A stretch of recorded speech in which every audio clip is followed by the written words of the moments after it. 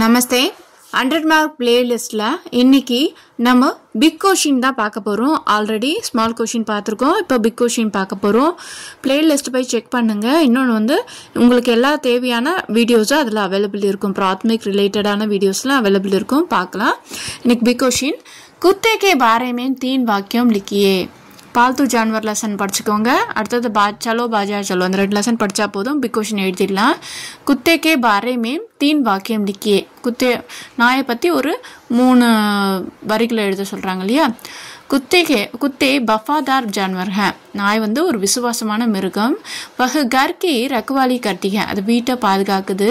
कुत्ते नए आदमी को देखकर भौंकता है. அது வந்து புதிய மனிதர்களை பார்க்கும்போது குறைக்குது அப்படின்னு சொல்றாங்க. ஸோ அப்போ இந்த 3 பாயிண்ட் எழுதினீங்கன்னா உங்களுக்கு ஃபுல் மார்க் கிடைச்சிரும். 8 மார்க் क्वेश्चंस. சரி, அடுத்த क्वेश्चन பார்க்கலாம். गाय के बारे में 3 वाक्य लिखिए.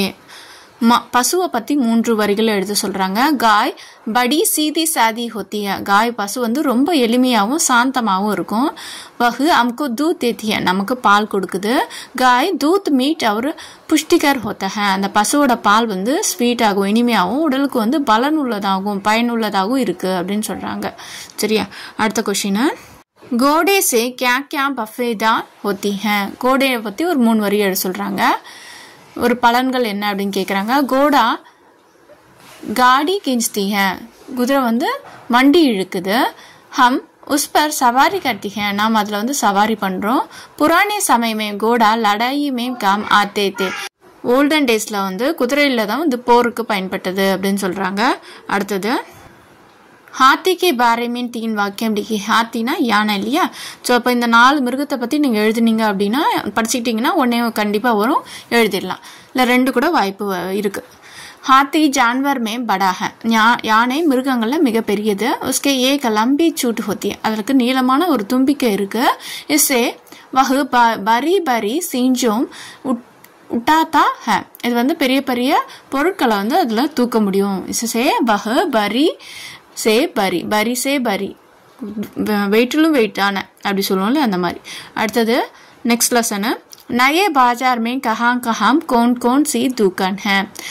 நியூ மார்க்கெட்ல எங்க என்னென்ன பொருட்கள் வந்து கடைகள் இருக்குன்னு கேக்குறாங்க. नए बाजार में किराने की दुकान चावल की दुकान है. नए बाजार புதிய மார்க்கெட்ல किराने की दुकान அப்படின்னா மளிகை கடைன்னு சொல்லுவோம் இல்லையா, அது. चावल की दुकान அரிசி கடைன்னு சொல்றோம், அது.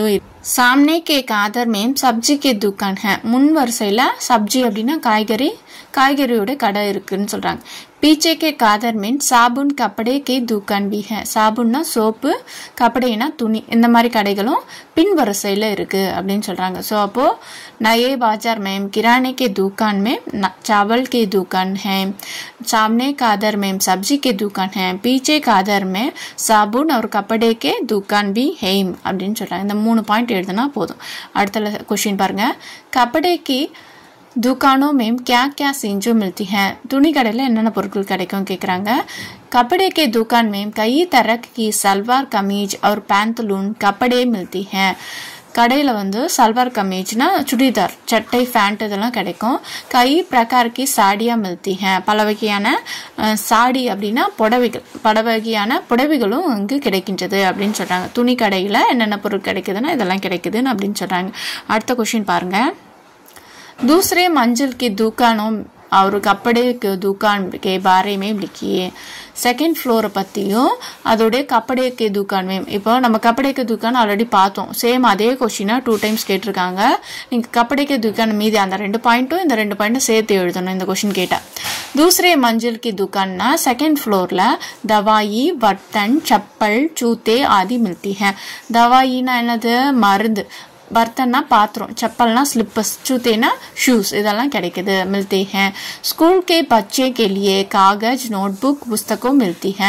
स्कूल के बच्चे பள்ளி மாணவர்களுக்கு ஸ்கூல் புக், காகிதம்னா பேப்பர்ஸ், நம்ம பேப்பர்ஸ் இருக்குல்லையா, அது.